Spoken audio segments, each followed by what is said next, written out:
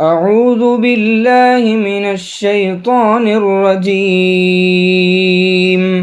ذلك من أنباء القرى نقصه عليك منها قائم وحصيد.